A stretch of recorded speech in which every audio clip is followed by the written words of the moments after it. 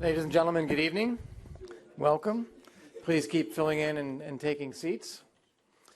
I want to welcome you to the kickoff of the McCain Institute's Debate and Decision Series for the fall of 2015.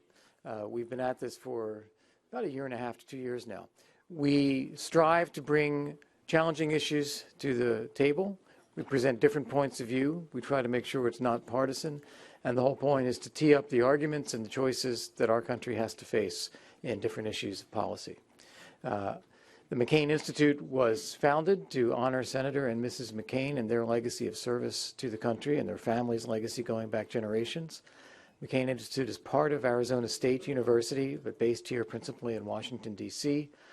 We have programs to promote character-driven leadership, to work in the areas of humanitarian work, human rights, national security, law and governance, and we have been particularly active through the efforts of Mrs. McCain in combating human trafficking, and there's a lot to talk about there. You can find all of this information on our website, McCainInstitute.org. You can also find more information on our programs. You can find videos of our past debates where we've debated issues such as whether the U.S. should save Syria, or whether we should withdraw from Afghanistan.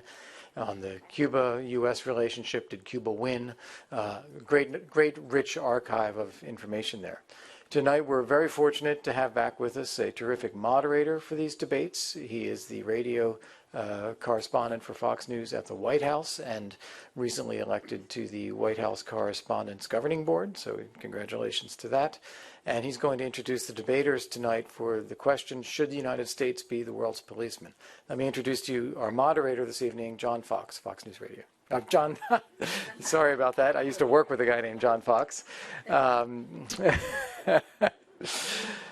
John Decker, Fox News White House correspondent. Thank you.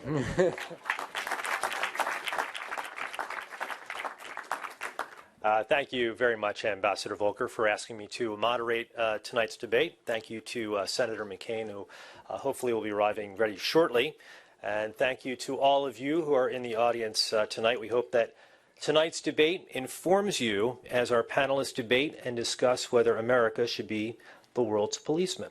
The topic of tonight's debate is particularly timely as the U.S. faces intense pressure both here at home and abroad to step up its role in providing refuge to tens of thousands of refugees from war-torn Syria and also lead the fight against ISIS. In the aftermath of the wars in Iraq and Afghanistan, there has been a deep, and I might add, bipartisan reluctance to interfere in foreign conflicts. The reasons vary, but there is general consensus that U.S. interventions will exact too high a price in blood and treasure for uncertain strategic gains. But with the post-Cold War global order upended, there are renewed calls by some interventionists for the U.S. to reassert itself and lead. Proponents of the idea that America should serve as the world's policeman, as you will hear tonight, argue that with the Arab world unraveling, China and Russia dominating its neighbors, and ISIS metastasizing, the U.S. must step up and, in the words of the Wall Street Journal's Bret Stephens, enforce some basic global norms, deter our enemies, and reassure our friends. But opponents of this approach say that America needs to fix its own problems domestically before it can police the world. They also argue that while America should play a key role in working to resolve issues around the world, it should do so in the context of working with its international partners.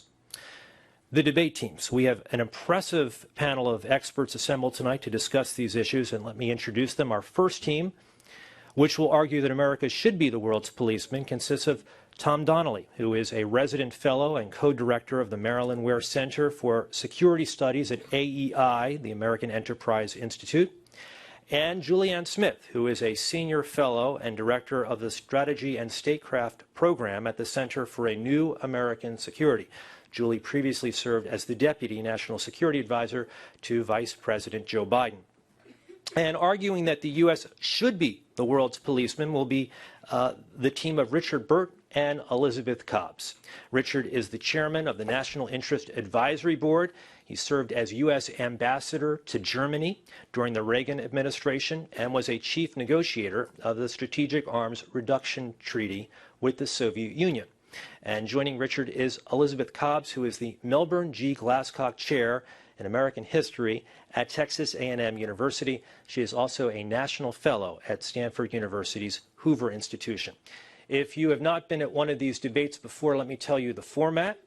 The format for tonight's debate is straightforward. Each team will open their argument with 4 minutes. Following that, each team then gets 2 minutes to respond to the other's opening argument. I will then move things along a little further with a few questions in which the teams will get 2 minutes to respond. And that's when you and the audience get the chance to ask questions. Again, each side has up to 2 minutes to reply. And finally, at the end of the debate, I will go to each of our panelists and ask them in 1 minute to sum up what role he or she believes the U.S. should take in foreign affairs around the world. Tom Donnelly and Julianne Smith, why don't you get things started? Thank you. Thank you very much for that introduction. Thanks to the McCain Institute for inviting us here tonight, and thanks to all of you for spending some time on a Thursday evening to listen to this debate. I'm looking forward to it. So Tom and I are, as you heard, in the affirmative camp when it comes to answering the question whether or not the United States should be the world's policeman. And I want to think about what being the world's policeman actually entails and what it means. I think when many of us think about policing right out of the gates, you tend to think about somebody in SWAT gear, wearing Kevlar, holding a weapon, in a crisis, images that we see on television. But what I want to talk about here tonight is a wide array, kind of the full spectrum of tasks that police officers take on.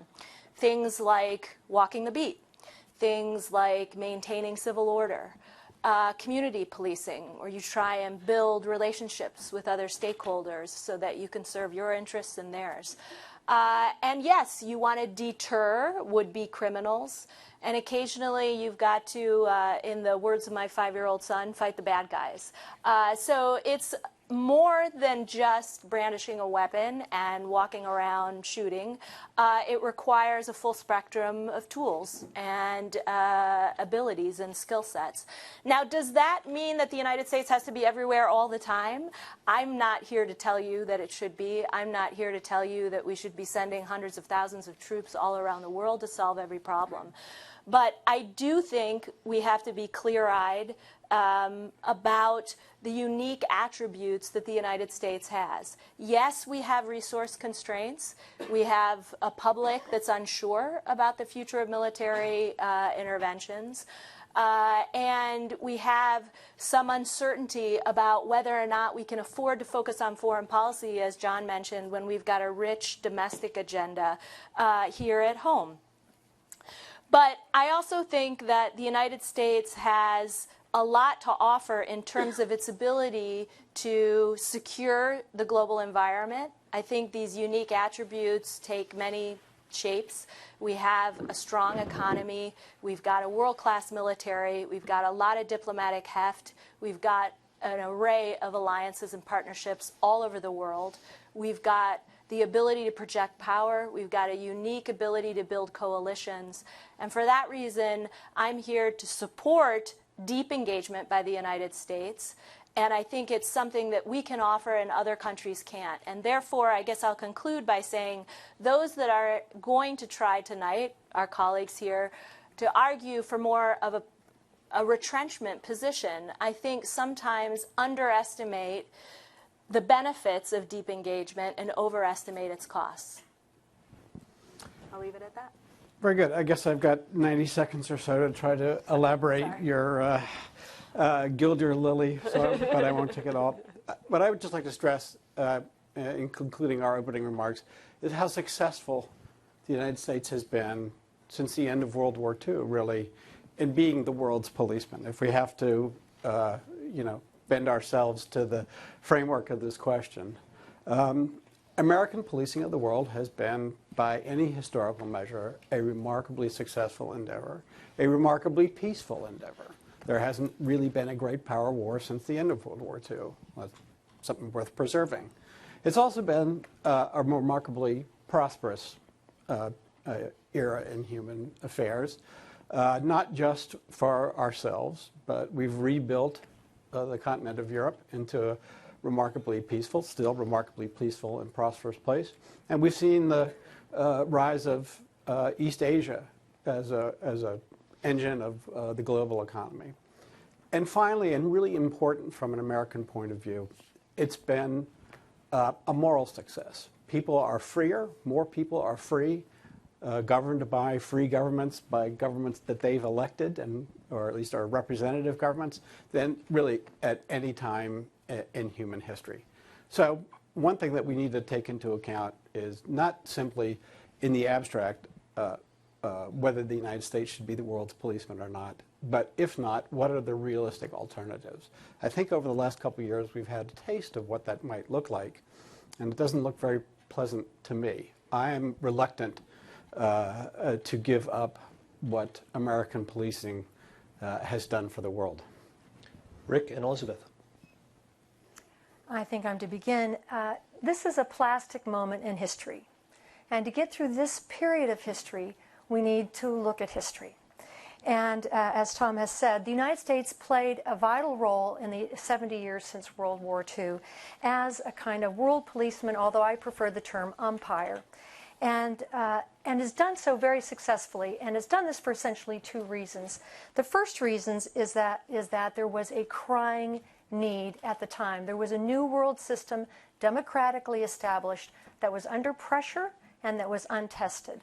At the time, there were all the other great powers, China, Japan, Germany, Britain, France, had been devastated by 6 years of war. There was no other country that could stand up to assist with this system and its defense. America was not only the only country that could physically do so, but we had had 200 years of experience doing just that. The U.S. federal government was designed by James Madison and Alexander Hamilton and George Washington to act, as they said, as an umpire between sovereign states, to take down tariff walls, to enforce common rules, to prevent wars between sovereign states. And it did so very successfully. So when the moment came, the United States really did jump in to the rescue, more or less in 1947, so that this new structure of world order wouldn't topple before it had a chance to sink roots. Now, historically, for the United States, this was a huge deviation from a pattern of 150 years of neutrality and non-intervention that defined our first 150 years, and that allowed the United States to become the kind of prosperous, democratic country that over time others wanted to emulate because they saw how well this system worked. Well, today, 70 years later, the picture is very different. Countries of Eurasia, Europe, and Asia, which are the areas most prone to war historically, are mostly prosperous and strong. The majority are democracies. Yet the U.S. continues in an emergency role that has come to seem like our permanent role, but doesn't have to be, a role we undertook in 1947. What's the consequence? In a word, dependency. Others do not undertake the hard work that they need to do, that they know we will do or try to do for them. So the time has come to think big, to think historically, to plan boldly for where we want to be in 70 years. Any system that rests on one pillar, largely, isn't stable. We need to hand back to other countries and cultivate in them the self-reliance that is the only sure road to prosperity, success, and self-respect. Rick, do you want to add anything to that? Yeah, very quickly. Let me say, really stipulate at the outset that I don't necessarily accept the kind of idea of kind of shifting roles that Lisa has outlined. I wouldn't want to see as radical a departure from where we are today than maybe she supports. But I do think that there are three reasons, though, that the United States really can't play this kind of post-World War II to the end of the Cold War sort of policeman position or role in the 21st century. First, if you think of yourself as an exceptional power, an indispensable power, then it's important, really, everything that's happening everywhere is essentially important. And it means then that you can't really prioritize. You can't distinguish, as George Kennan famously said, between core interests and peripheral interests. And I think we've found ourselves in situations, and I would give our one example, U.S. intervention with the Europeans in Libya, as a peripheral interest, which has ended up creating more harm than good. So where you can maybe in police work take a Rudy Giuliani approach, no broken windows approach. You can't do that in terms of U.S. foreign policy. You have to set priorities. You can't solve every problem. And we need to distinguish between what our vital interests are and our peripheral interests. Second, in looking at, again, the idea of the U.S. as a policeman, it tends to be tied when people make this argument, it was done here earlier, where the key goal of U.S. foreign policy becomes democracy promotion or nation building or spreading our values worldwide. That, in my view, is a very dangerous enterprise. We are not good at democracy promotion. We are not good at nation building. Just look at the record for the last 15 years in the Middle East, and we are getting to the point where, in order to make a case for doing this, we want to go after, and we said, somebody said their 5-year-old is a bad guys. Well, the American public likes the idea of a foreign policy that goes after bad guys. But when you look at a problem like ISIS, the irony of fighting ISIS is that the good guys, so-called good guys in the Middle East, our friends and allies, the Saudis, the Turks, they're not helping us out on ISIS. The people who are the logical people to support in fighting ISIS are the bad guys, the Iranians, Hezbollah, and others. In what we see now emerging in an area like the Middle East is a kind of sectarian 30 years war in which there are no good guys, and it's very hard then to pursue a policy based around extending your values than worrying about your interests. And finally, I would argue that there is always the temptation to equate American foreign policy and constraints on American foreign policy with military intervention. We have got to form, I think, a more holistic understanding of foreign policy that goes beyond just military intervention. The current debate over the Iran deal, I think, underscores that, when many of the critics of the Iran deal basically argue that this shouldn't have been a kind of classical negotiation where both sides get something out of it, but it should have been a surrender ceremony on the battleship Missouri. That the fact that it was a balanced agreement makes it somehow dangerous and wrong. It's like when I was a negotiator with the Soviet Union, if coming back with an agreement that allowed the Russians to have any nuclear weapons would have been seen as would have been understandable and comprehensible to people. But for some reason now, increasingly, diplomacy and statecraft are no longer seen as vital in U.S. foreign policy. It's more a question of how to deploy and use American military power. So the bottom line is the United States needs to be more selective in how it thinks about its priorities abroad. It needs to be guided by national interests, not values promotion. And it needs to have a diplomatic or statecraft-led doctrine rather than just simply the use or reliance on military force alone. Let me pick up on that first point that Rick made in his presentation and ask this question to the team of Tom and Julie. When you take the position that America should be the world's policeman, don't you fall down a slippery slope? Where do you draw the line on which situations call for U.S. involvement? I don't think that's a very difficult challenge whatsoever. The United States, does think of itself as an exceptional nation. What makes us a nation. our political principles are the glue that binds us domestically, and it should not be a surprise that there are things that matter to us when we venture abroad. You know, the argument that America should not be America is not a very convincing one.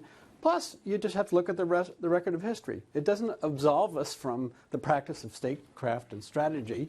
And in fact, we've been rather good at it. You know, we blunder sometimes, we make mistakes, but historically speaking, our record as somebody, or as a nation that employs the tools of statecraft, the tools of power, be they diplomatic, military, economic, or informational, or otherwise, is pretty darn impressive. So I think the burden of proof actually falls on the other side to show in the grander historical framework of things what exactly have we been doing wrong. It is always the complaint of realists, regardless of which party is in power, that America is overstretched and too ideologically motivated. How do they explain our success? Julie, do you care to add anything to what Tom just No, I think Tom did a fine job. said? Let's throw it to our other team. I would like to jump in here because I disagree with this idea that we've been, since the end of World War II, overwhelmingly successful. I think you can kind of draw a line. This is a rough line, but between the end of World War II and the end of the Cold War, and let's go a little further. Say the end at the end of the time. end of the Gulf War. So we're talking about 1945 to 1991, and I think U.S. foreign policy was largely successful. It was a prudent foreign policy. It was by and large, let me finish, a realistic foreign policy. In part, the very fact that there was the Cold War and we faced an existential threat posed by the Soviet Union was a constraining factor. I would argue that since the mid-1990s, and particularly in an era where conflict is increasingly not interstate but intrastate, and the opportunities for intervention tend to be in civil wars or sectarian conflicts, U.S. foreign policy has been largely unsuccessful. I don't think Iraq was a success. I don't think Afghanistan was a success. I don't think Libya is a success. So I think arguably we have 15 years or more of, by and large, I would suggest, failure. What is the non-ideological Elizabeth. I follow it a little in between. I think that it has been, to an important extent, extraordinarily successful. War has declined in every decade between states since 1947, every single decade of the Truman Doctrine. Essentially, we live in the Truman Doctrine, all of us. Before the Truman Doctrine was the Washington Doctrine, Washington's Great Rule. So since 1947, there's been a tremendous success. But it's also true, and I agree with my team member here, that where we've slipped is in this sense that we now therefore have to be in this role forever. There comes a moment, there's a time for things and a time to switch out and do something different. And I think it's clear from the last 15 years and the difficulties we've seen that now's the time to really rethink things. I think we have to have this debate inside the United States and debate left, right, whatever it is, think about the right role for the United States going forward. I mean, I will admit that this is a very different era, a different set of challenges than we faced even in kind of the post 9/11 couple of years, decade after that. But I think we also have to have a conversation with our partners and allies around the world, and we have to admit to ourselves right now, and we have to respond to, one way or another, the demand signal that's coming from Europe, from Asia, from the Middle East, from virtually every corner of the world right now. Lots of us travel on a regular basis. I think we're all hearing the same story, and that is, yes, we can nitpick with U.S. policy and disagree with you here and there, and maybe we weren't all in favor of the Iraq War, but we want U.S. engagement. We want U.S. leadership. We want you in our neighborhood. We want to build more partnerships and relationships with you. It doesn't have to all be a mill-to-mill relationship. Folks want diplomatic engagement. So the demand signal right now, while we're having this debate, is off the charts. We need more of the United States. And it doesn't matter if you're in Jordan or you're in Norway or if you're in the Philippines, you're going to get more or less the same message. So whether we like it or not, and we can sit here and argue about whether or not we should be forward-leaning and for deep engagement, but there is some expectation out there that the U.S. will and can lead unlike any other. Let me pick up on that point for our next question to the other team. Often proponents might argue, if not the U.S., then who? Who should lead? And the answer sometimes is the United Nations. So my question is, do you believe that the United Nations has been an effective policeman of the world? I certainly don't believe it. Not for a minute. I'm a realist. I mean, I think the United Nations embodies all the worst sort of components of sort of not the United States as a policeman, but the United States as a social worker. So the UN is not the appropriate place for leadership. But what I think we are seeing is the emergence, and that's one thing. If you're going to use this policeman analogy, you got to take into account. Is there, you know, in domestic politics, the police normally have a monopoly on sanctioned use of force, but that's not true internationally. And we see other countries acting as a policeman when they feel their interests are at stake, and often they feel their interests in certain situations are greater than ours. And the best example of that is Ukraine. I mean, the fact of the matter is, if you think about it, the Russians believe they have a much stronger interest in Ukraine than the United States or the EU. That's why Vladimir Putin is prepared to take the risks he has and to actually put his people into the field.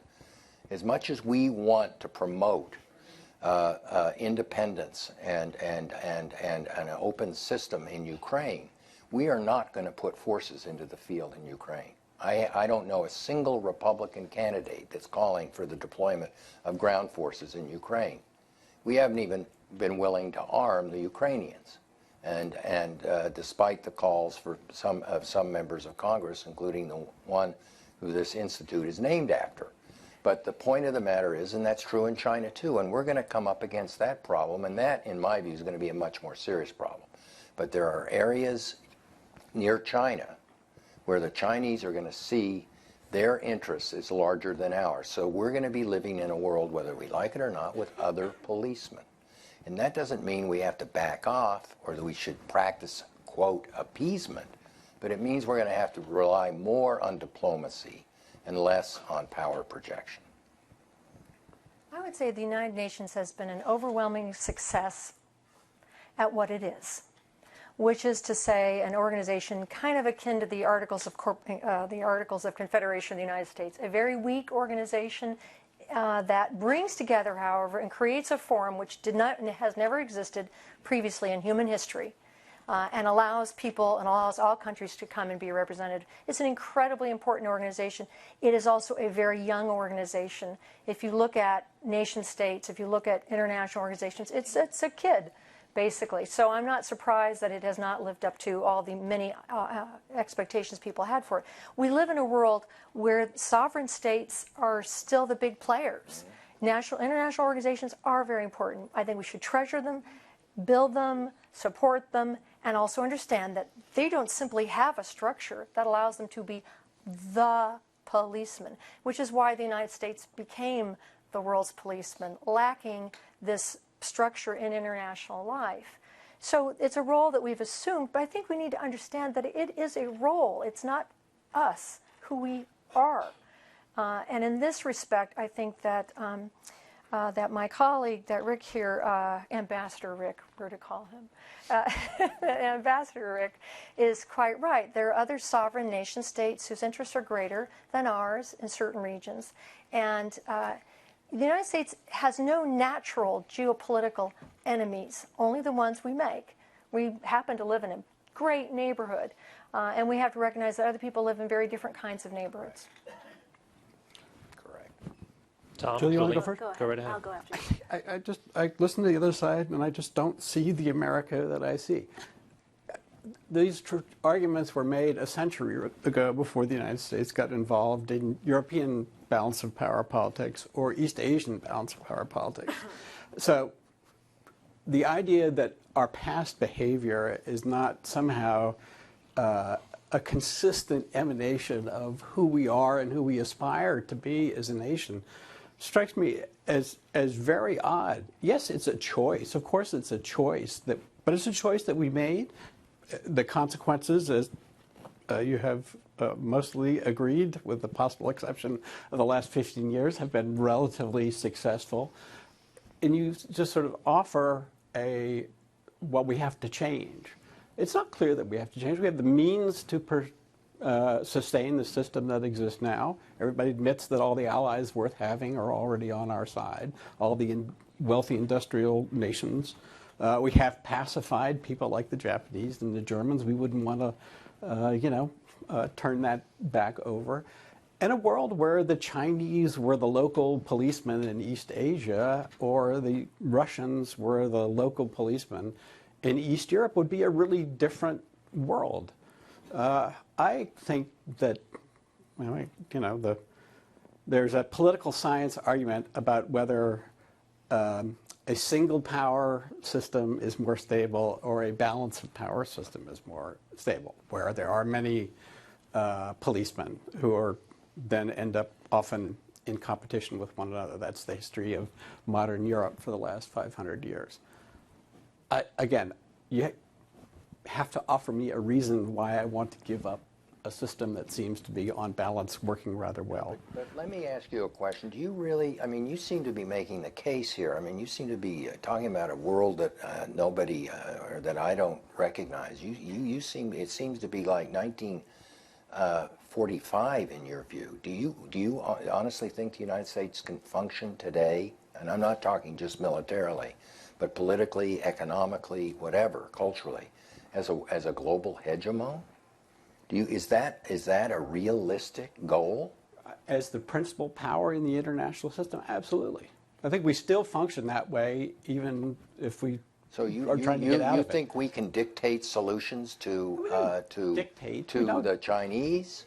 No, but we can. To the Russians, to the EU? No. Obviously, we can't dictate political outcomes in lots of places around the world. But look, I agree that there are lots of countries out there that want to be the world's policeman. China and Russia are two good examples. But I think it's in our interests and many others' interests not to have them be the chief in the precinct. We want to have a United States in a leadership role. We want to be able to be driving a lot of these international institutions and providing that leadership role and ensuring that the liberal order that we spent 60, 70 years creating is maintained and that we don't go for plan B.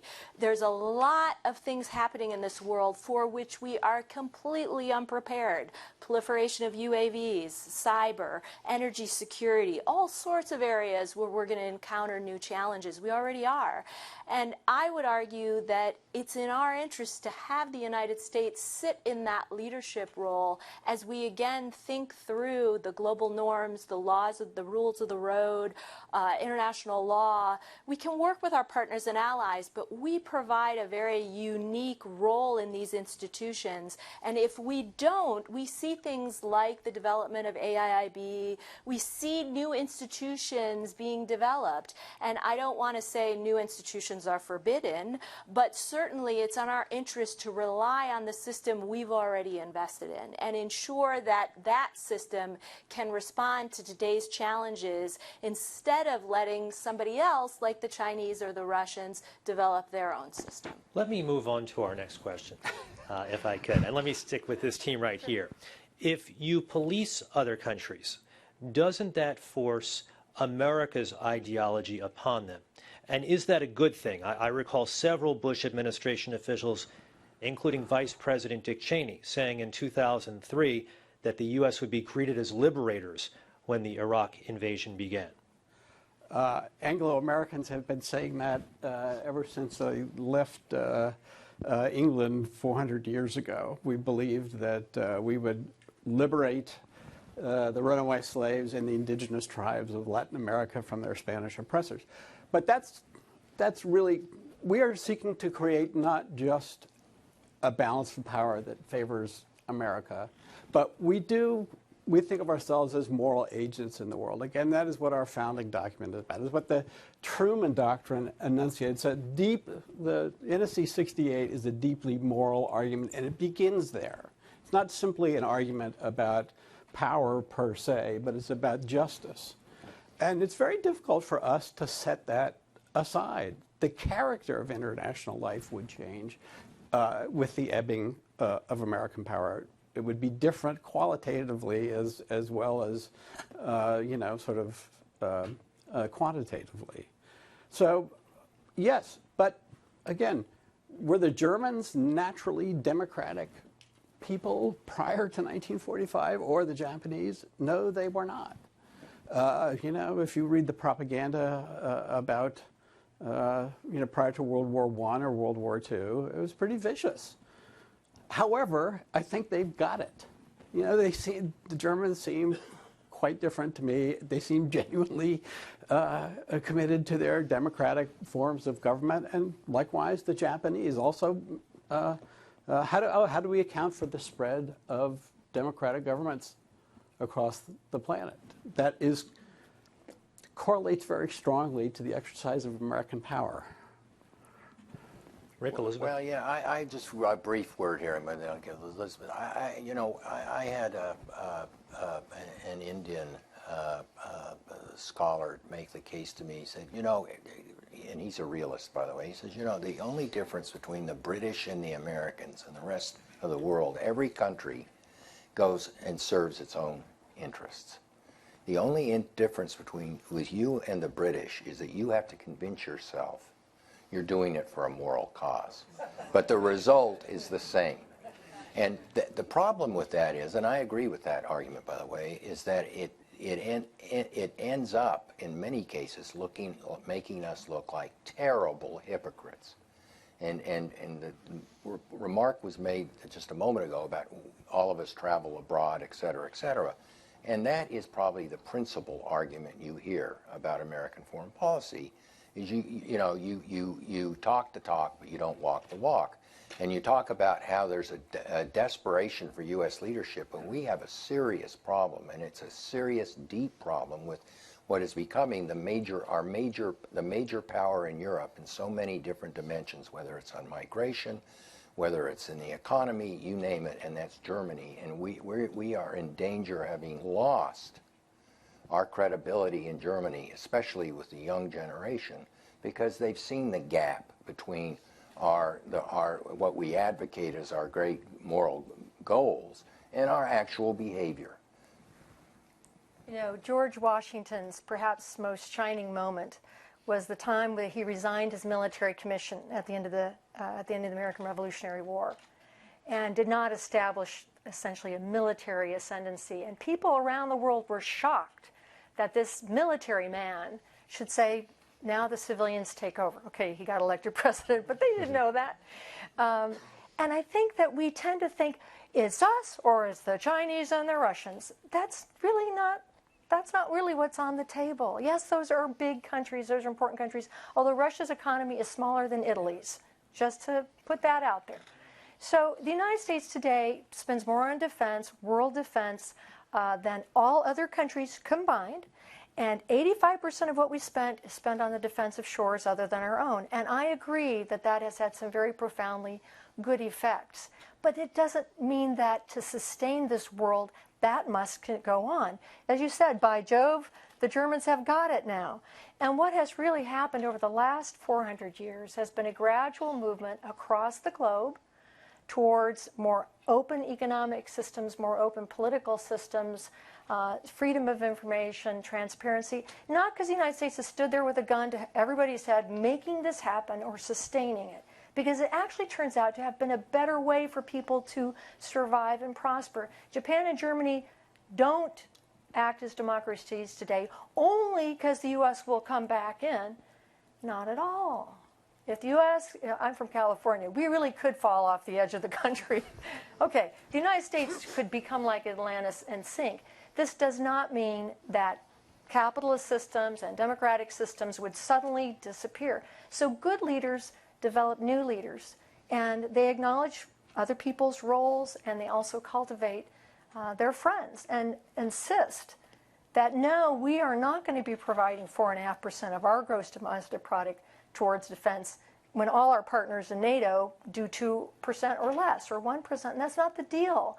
And when you allow people to continue year after year, decade after decade, to allow you to do more while they do less, that's called codependency, and that's not a good prospect for this system that we all love. But we've tried, I mean, just take the example of Europe and defense spending. I mean, we've tried for decades to get these guys to spend more. We have reduced our force posture in Europe, most notably, or most recently in 2012, we took the 2 BCTs out of Europe.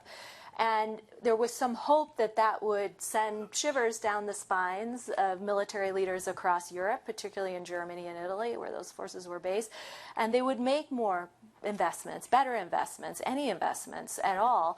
And we're finding that nothing's working. You know, I frequently tell... Putin is working. Putin is working.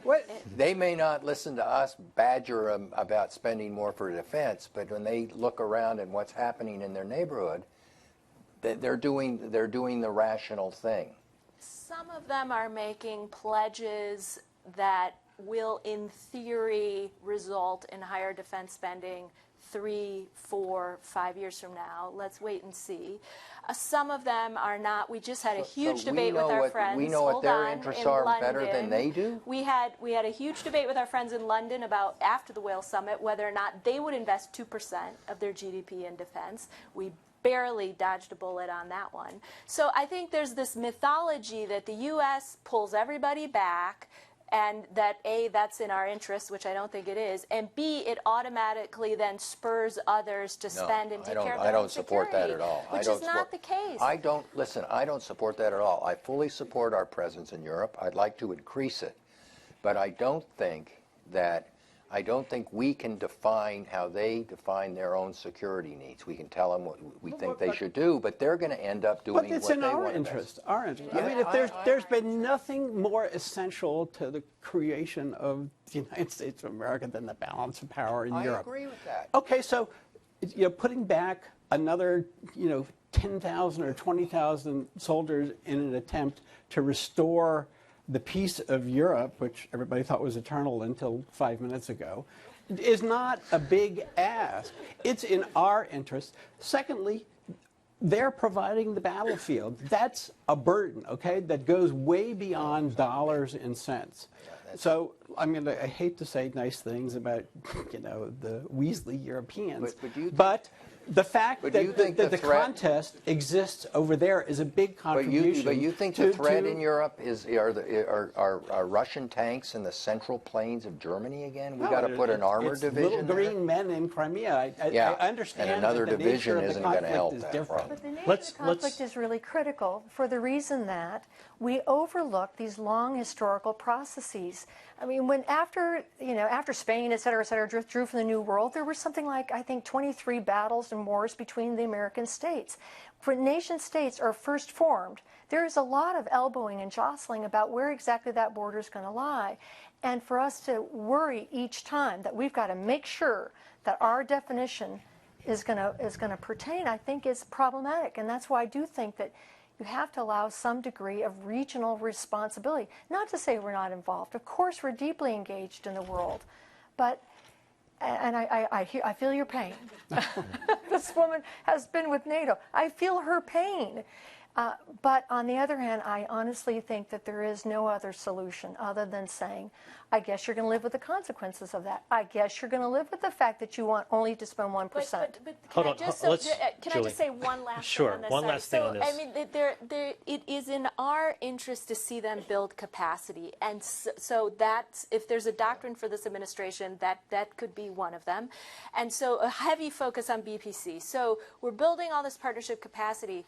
oftentimes the best way to build partnership capacity is by being present and having the forces there, developing the joint training, exercising together.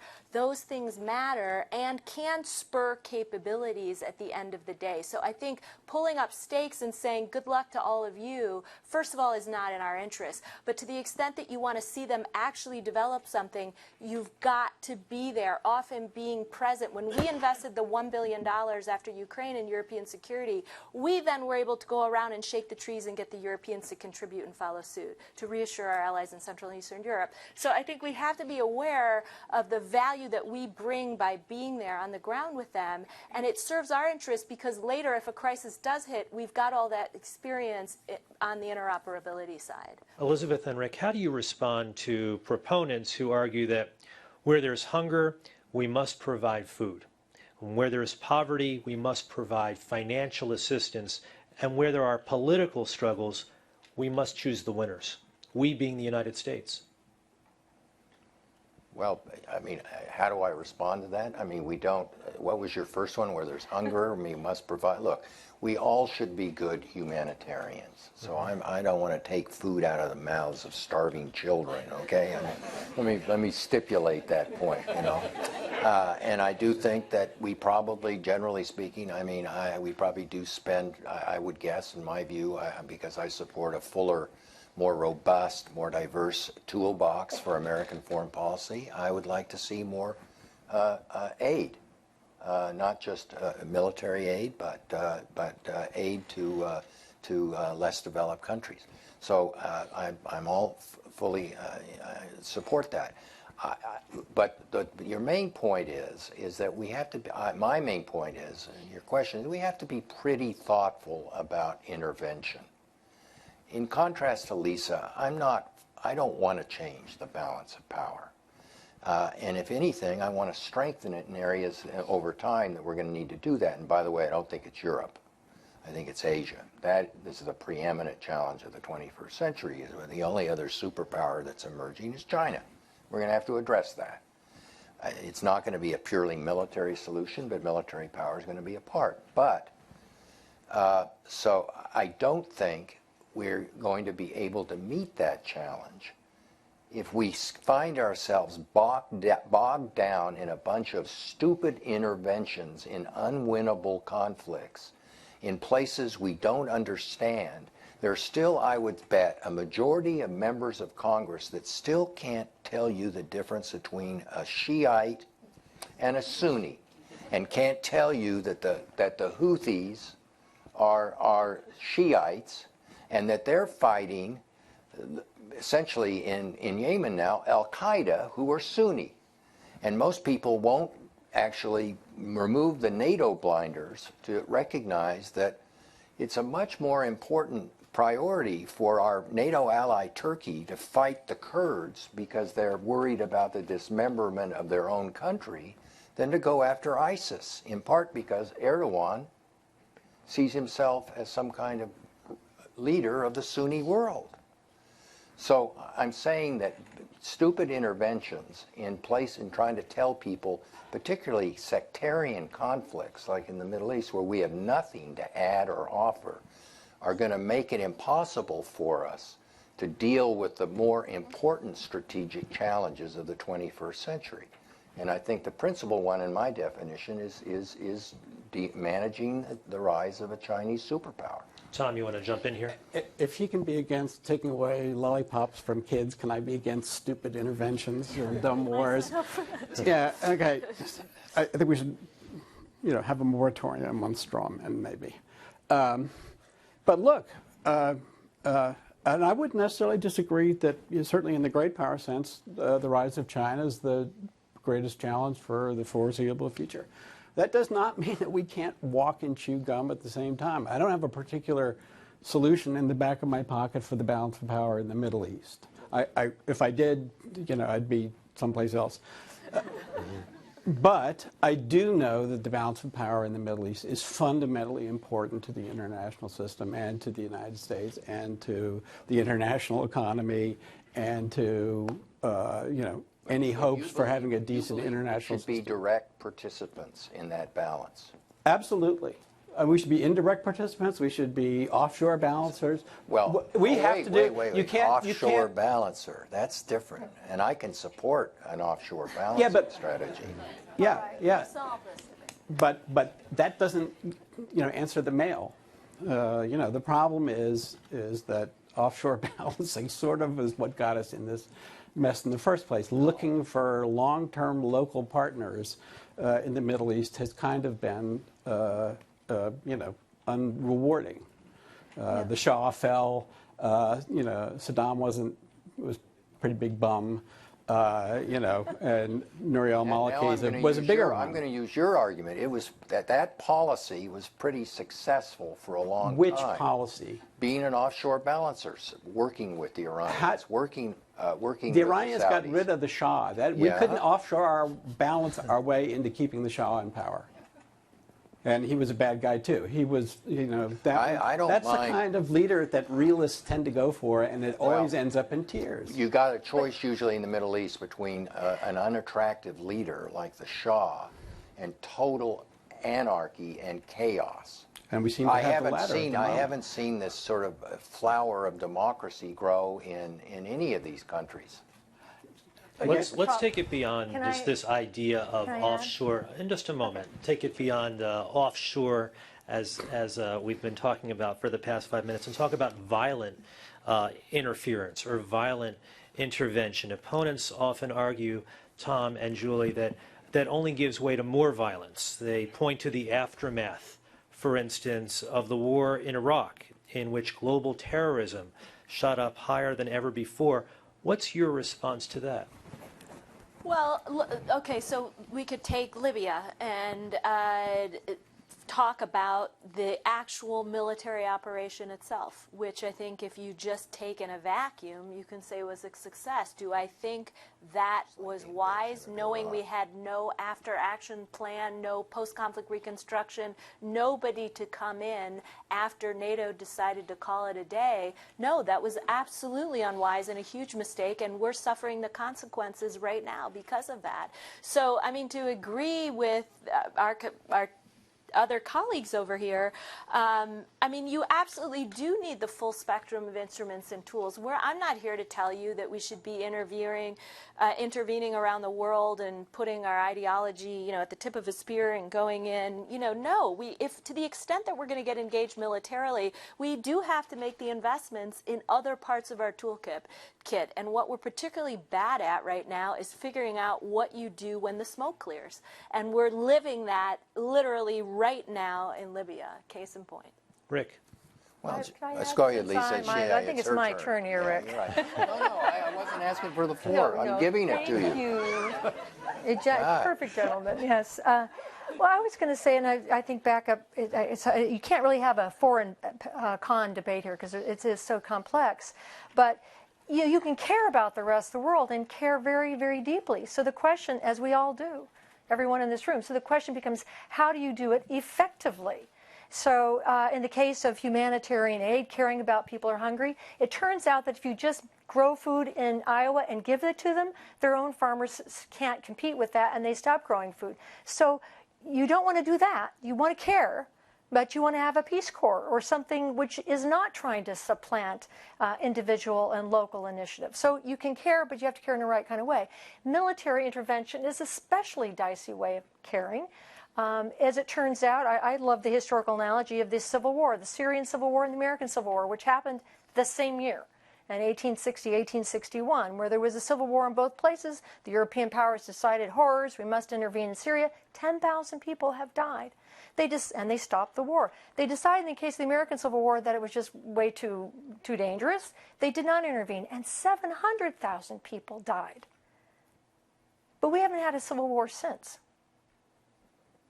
And Syria remains in civil war. So I think there's this great problem that Rick has suggested, which is that when wars are intra-state, not interstate, it's a different ball game. And I don't think we've thought carefully enough. Especially religious. religious. And especially religious. And there's, the wars of the Reformation were horrible. For 150 years, there were the wars of the Reformation. The Middle East has never had that process of creating a Peace of Westphalia. That was the parallel to ending the wars of the Reformation. So history takes a long time, and it is dirty, and it is bloody.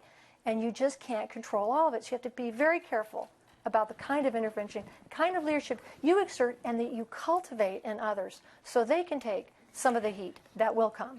Real quickly, Yeah, Tom. look, I mean, I think so you have to ask yourself, why was the American Civil War, why did it have a different outcome than the Syrian Civil War of the 1860s? It was in part because what emerged from that, and it, took another 100+ years for reconstruction of the South to fully take root. It was because the nature of the government that succeeded the Confederacy was qualitatively different, okay? It provided a framework for people to learn how to resolve their differences without going to war, and it gave more people a chance to participate in in governing themselves. So, sure, it takes a long time. It's bloody. It's also, if you're going to say, mankind is a fallen creature, you have to accept that, there's a reason that military power is the ultimate tool of kings and statecraft. It's because it is something to be handled with extreme care and prudence, unquestionably. Correct. But it is the tool that makes the greatest difference.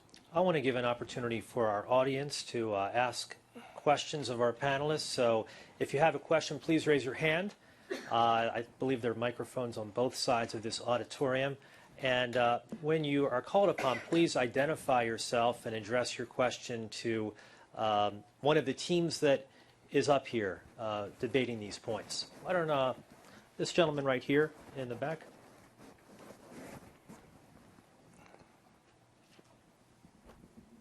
Thank you. My name is Alex Tiersky, and I think rather than challenging the panelists on something specific, I'd like to offer them some red meat to toss around a little more. I think folks here would agree with me that energy is an interest that has led to some of what has been called policing in U.S. foreign policy traditionally. And of course, in recent years, we've seen the shale energy revolution that has dramatically changed the scales of that particular equation. I imagine that one side of this debate might say, this is a new tool in our toolkit to influence and protect our interests abroad, perhaps towards the policing argument. The other side might say, in fact, this diminishes the interest that we have on energy questions in parts of the world, and we can more safely disengage. Am I right in potentially characterizing the two sides of that question? Thanks. Rick, Elizabeth, why don't you take that first? Well, I'm going to make the maybe controversial argument is I don't think that it makes, for me at least, it doesn't make a big difference. I mean, I know the argument says, gee, we're now the world's largest oil producer. We'll soon be the biggest gas producer. We're still dependent on foreign energy and hydrocarbons. But it doesn't, to me, suggest that, gee, this is a powerful reason for us to reconfigure our military posture abroad and necessarily withdraw those forces. The global energy market is global. And if we need those resources less, other countries will need them. And many of those other countries are important allies, and oil is fungible. So it will end up losing an important source of energy from Saudi Arabia, for instance, would drive up energy prices, and that would have a deleterious impact on our economy, probably. So I don't think it results in the kind of major new policy opportunities that some people suggest. Now, I could be wrong. I'm not an energy specialist, but I don't see it as a game changer myself. I would have to say I agree with that. The United States, in the early 20th century was a major oil exporter. I don't think that really changed our foreign policy or changed our position in the world. So it's important. Obviously, it's a good thing. On the other hand, it's a terrible thing because of our dependence on hydrocarbons and global warming. So that's probably a more important international issue, is how do we as a planet more carefully use our resources. That's the big issue, I think. Julie? Yeah, I think it's a good news, bad news. I mean, obviously, it's going to give us leverage in a number of relationships we have with suppliers. But it's bad news in the sense that the whole geopolitics of energy, I mean, it's creating a whole array of new relationships that could pose to be challenging for us down the road. I mean, it's interesting. I don't think there's much right now to the Russia-China relationship that Putin is trying to drive, but what will that look like in 15 or 20 years? We don't know. So I think tracking that will be one of the key challenges for not only the next administration, but probably the next 3 or 4 after it. And then in terms of global posture, I mean, I know there are some saying, well, we don't have to worry about the Persian Gulf anymore and bring the troops home. And again, I mean, I guess the one word we haven't really injected into this so far is the word deterrence. And I think, yes, our America's relationships with many of these countries in the Persian Gulf are changing because of our independence. But at the same time, we have to think about the wider value of having troops in these multiple places around the world. And I think not getting to the point where we're forced to intervene, but using some of this posture as deterrence is absolutely critical, and sending the right signals to our would-be adversaries. Real quickly, I would just say the biggest effect is likely to be the one that Julie just described. It will reinforce the frustration that the American political class and our politicians feel about the Middle East, and figuring out which ones are the Kurds and which one is the Quds Force and things like that. But it's also the case that securing the sort of international energy lifeline, to use a bad phrase, is an important element in American sort of global power. It buys us credibility with, like, the Japanese and the Koreans, and it's something the Chinese fear, and they behave differently because they're worried that their energy supplies might be held at risk by us. Another question from our audience. That's this woman right in the middle, wearing a green type of sweater. Right?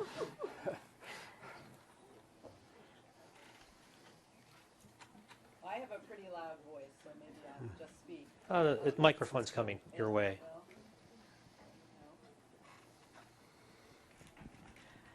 My name is Eleanor Roberts Lewis. I'm a retired international lawyer. It may just be because of the generation of which I'm a part, but I've been surprised that none of you mentioned the Vietnam War. And in fact, for all 4 of you, that war seems to fall into a time period you regard as highly successful for U.S. policy. So I'd like to ask each team to address, first of all, do you think the Vietnam War was a matter of success for us? And if so, why? And if you think perhaps it wasn't, are there lessons we could learn from its failure to be a success? Why don't we start with Tom and Julie first? I mean, it was a big deal for me when I was 18 years old, that's for sure.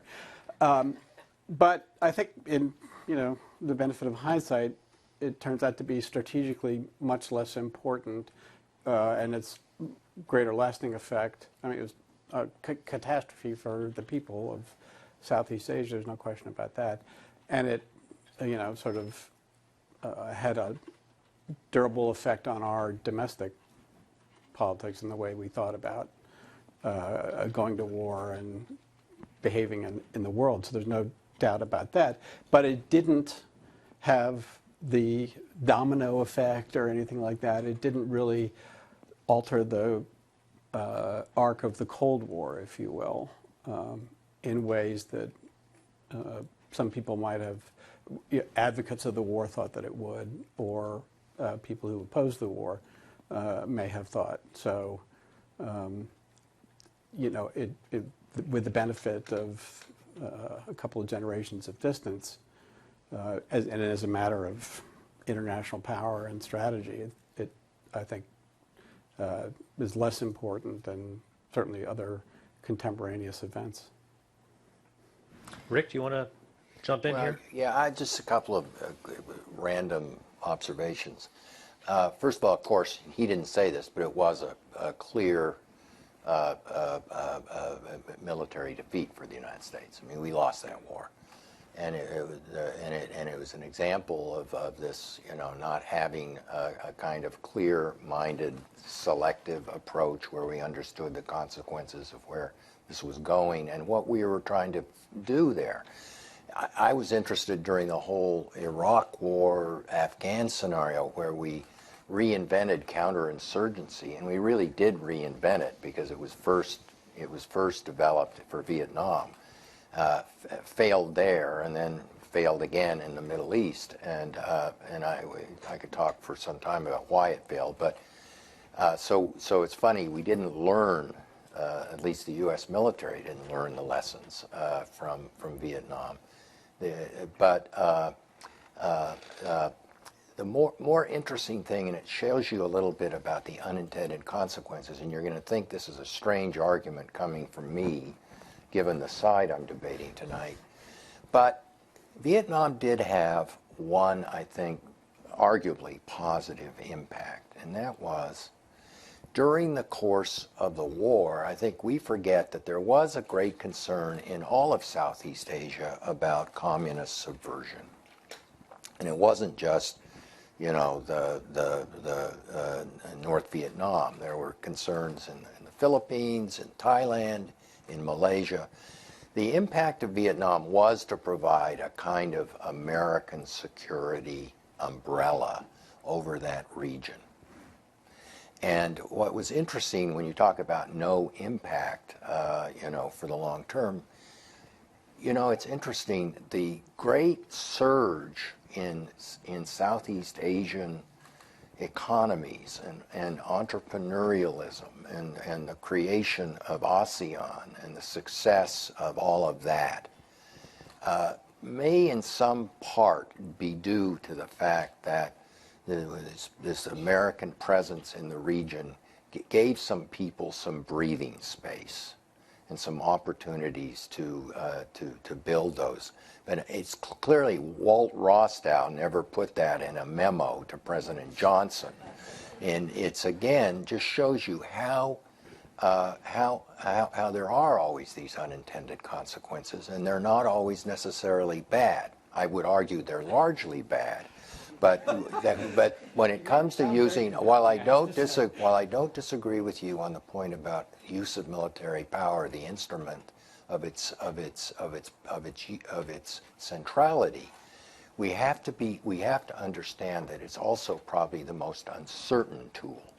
It's going to have consequences that are highly unpredictable in different ways, and I don't think we in the last 15 years or so, I think we understood that after Vietnam, and we were, even in my years in the Reagan administration and into the Bush administration, there was certainly greater prudence in American policymaking and decisions about using military power than there have been in the last 15 years. And I think whether people admit it or not, it was because of the kind of Vietnam shadow.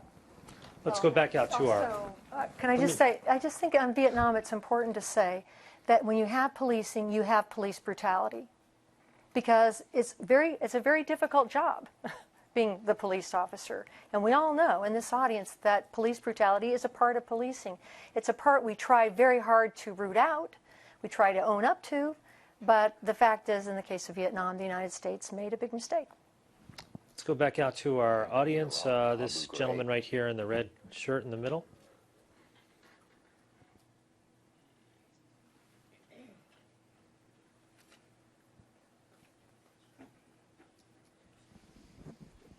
Thank you. My name is Isaac Makos. I have a question for the affirmative team.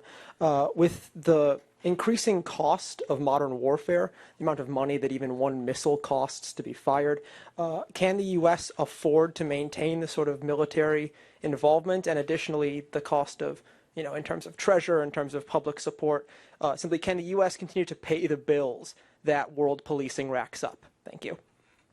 Well, I guess it depends on, what type of definition you want to rely on for policing. If you're going to be proposing that the U.S., for example, right now should be sending 200,000 troops into Iraq and Syria to fight ISIS, as Lindsey Graham would argue, there are real cost implications of that. Obviously, we have to be clear-eyed and realistic about, first and foremost, the resource constraints that you highlighted, but also the limits of U.S. power. And we have learned a lot of lessons. That said, I think we do have the luxury of having a large defense budget. I think it is supportable. It's not necessarily needs to be on a scale of what we've witnessed over the better part of the last 2 or 3 decades, or just the last couple of years for that matter, in the shadow of the war on terror. But I think we do have the ability to sustain a military that can continue to project power. And again, with a heavier emphasis on using the military and the posture we have as a deterrent and the ability to use it to build relationships and build that partnership capacity. I think there are wise ways and smart ways to invest, and there are ways to abuse the military and the spending that we invest. But I certainly think that the state of the economy right now, given our place in the world, kind of the way, I think we're not in a position where we have to match our European allies and bring it down to 1% of GDP. We do have that luxury. Yeah, look, as a matter of economic reality, we could spend twice or 3 times and have for a long time. That historical average to the Cold War is about 6 or 7% of GDP spent on defense. We're now down to 4 and falling. We're not quite at European levels of defense spending, but as a burden on our economy, as an opportunity cost to American society. Look, 1% of Americans who have ever served are now serving in uniform or fought in post 9/11 wars. So as a society, as an economy, we can sustain this level of military effort indefinitely. And, the cost of each round may have increased, but the effectiveness also did. In World War II, it took hundreds of sorties and thousands of bombs to try to destroy a bridge. And now we can shoot one Tomahawk or a satellite-guided bomb at any target that we select. And so it's a more effective use of resources. We get more bang for the buck, if you will. So we can continue to do this as long as we felt like. Would the other team care to weigh in on that particular question? Yeah, Please do so. I have to just say, we get bang for the buck. I can't think of any large-scale organization in the United States that spends money less effectively than the Department of Defense. It is the most wasteful, bureaucratic, inefficient organization that God has ever conceived. I know I'm beginning to sound like Donald Trump, but it's true. And we've become, the Department of Defense, as many people have noted, is becoming a health care program with guns. The amount of money that is taken up with all the United States is becoming a hospital. Yes, the amount of healthcare. And the most inefficient hospital But come on, is the Department of Defense. No, what I'm saying the Department is of Education. If the Department of Education, if the Department of Education had a budget the size of the Pentagon, the people would be rioting in the streets. How much does the United States spend on education? Look, as a slice of its GDP. But that money isn't spent by the Department of Education.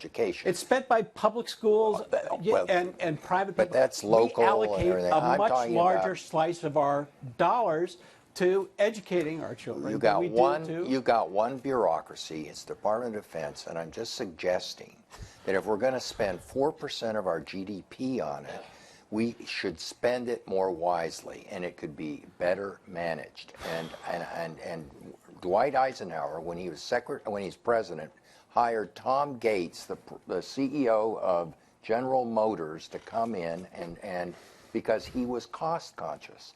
And I think maybe Dwight Eisenhower was the last president of the United States who cared about a Pentagon that was run efficiently. That's not. Elizabeth, why don't you LBJ wrap hired up this Robert particular McNamara, and it question was all with the downhill point that from you'd there. like to make, and then we can go to one last question. When the Elizabeth? Truman Doctrine started, the U.S. was highest GDP, highest per capita income in the world. Today we are 17th. So yes, we can continue to do this as long as you like. We are so big, we can just do this forever. But it's a question of opportunity cost. If you spend a fifth of the federal budget on the military, that means you have a fifth of the money more that you could be doing something else with. You could give it back to taxpayers. You could spend it on education. I imagine there are a number of students in this room, and if you were European, you would not be walking out of college with a debt. So that's just, those are important questions, and it's a balancing act. So we can't afford it. Is that how we want to spend our money? We have time for one more question. This woman on the near end of this particular row in the tan top. Hi, my name is Jennifer Brown. I'm a teacher at Roosevelt State High School here with some of my students and colleagues. My question is specifically for Elizabeth Cobbs. You said that acting as the current world's policeman is a role that America is currently fulfilling, not one that was mandated. Do you think that this is a role that will always exist? And if so, who do you think should replace the U.S. in the role should we revert to isolationism? I don't think we should revert to isolationism, and I don't think that's really the question. But I think what we have to do is we have to establish some goals and some targets and say, you know, other allies, you need to stand up. You need to start doing these things. And I don't know, the UN does not yet have a structure where there is one country doing it. When a role is not carefully developed, something will fill the vacuum. And obviously we don't have a world umpire. We don't have a world police. And the United States can and has fulfilled this function. But you have to establish a goal. How exactly we will get there, I don't know. I'm like Tom here. I wish I could invent the solution. But unless you know that's where you want to go, you will just stay in inertia in the rut you've been in for a really long time. And we know there are some powerful downsides to this particular rut. Rick, would you care to weigh in on that particular question that was posed essentially to your team? Well, I just very briefly, I am certainly not an isolationist, and I think it's not just a question of stepping back from a role. And as I pointed out earlier, I think I differ with Lisa on this question. I mean, I don't want to reshape our commitments or necessarily even our presence worldwide. But I think we should become much more selective and thoughtful about how we intervene and when we intervene, and better at understanding that beyond military intervention, there are diplomatic and other instruments available to address the problems that we face in Europe, in the Middle East, and in East Asia.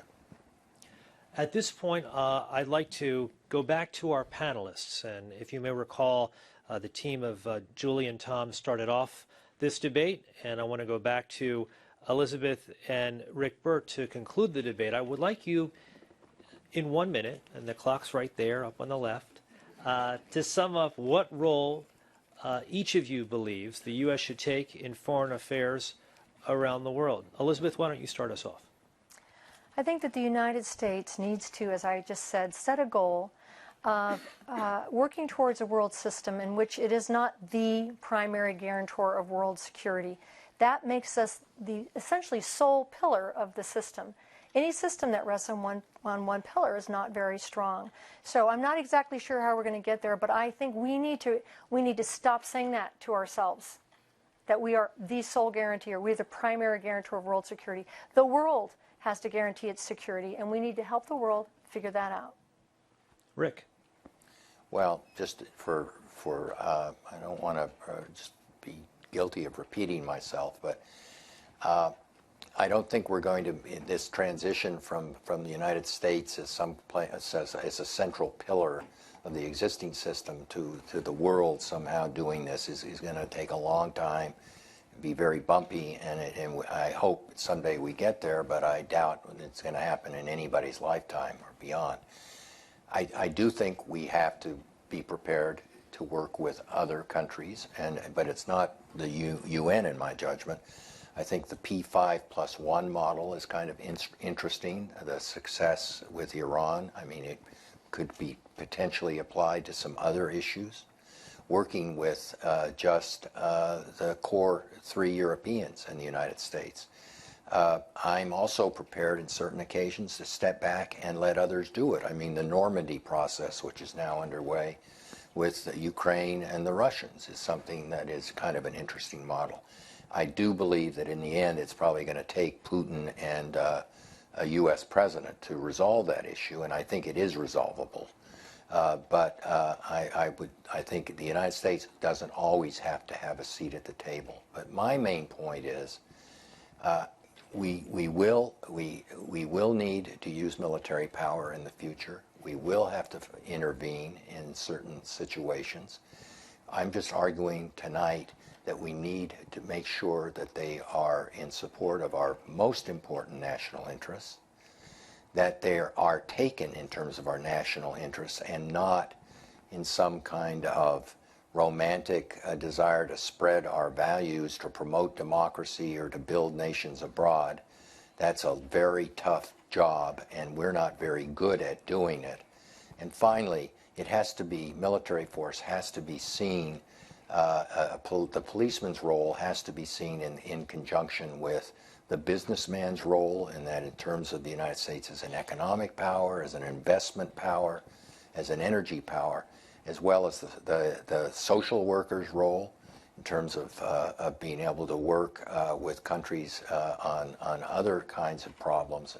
And finally, to use a word you use in some of your writing, as an umpire, as somebody who in some cases can act as an honest broker. But to believe that the United States, that we are indispensable, that we have to be part of every solution, means that we're also going to be part of every problem. Tom Donnelly. I'd like to start by apologizing to Julie for losing my cool there. In extenuation, I'll say I only did it once when I could have done it much more. But I think it's important to focus not so much on the process, but on the result that we want. I want the world that America has made, one that's, again, remarkably peaceful in historic terms, incredibly prosperous, again, compared against the experience of humanity up until this point, and remarkably free. And I don't want to give up any one of those things. And before I buy a new world order and a new set of policing functions that includes people that I don't immediately trust, I want somebody to explain to me why we should easily, it's a head scratcher. That's why I get frustrated, is this is working, you know, again, by any reasonable historical standard, very well. I am reluctant to give it up. Julie. Well, we can't do it all. And we do have to prioritize and be smart about how we intervene in the world, but we have to also recognize that we play a unique leadership role. And whether it's combating Ebola in Liberia or forming a coalition to go after ISIS or responding to the tsunami in the Philippines, the United States brings a lot. We bring innovation, we bring capacity, we bring drive, we're risk-taking. We can build coalitions. We have an unbelievable array of partnerships and alliances, unlike any other. And that puts us in a unique position. And whether we like it or not, we can try and brush it away. And we go through these cyclical periods after Vietnam, after the Iraq War, where we try to push away some of these responsibilities and deny that we've got kind of this unique role to play. But we often come back to the position that we do have to have deep engagement in the world, and that when we show up, others follow. And I'm not here to say we have to intervene everywhere, that military force is the answer to every problem. But I do believe that the United States has a certain set of characteristics and attributes that serve us and serve the world more broadly. Thank you. Rick, Elizabeth, Julie, Tom, thank you so much. It's been a great debate. Thank you to each of you who showed up tonight. And let me turn the lectern over to Ambassador Volker. Thank you so much. Thank you very much for coming. And let me ask all of you to give a round of applause to our terrific moderator, John Decker. Thank you. Very well prepared. Thank you very, very much. And we're going to be convening our next debate at Harvard University, October 28th. We'll have one in Phoenix in November, and then we'll be back here in December. So we're looking forward to seeing you. Thank you.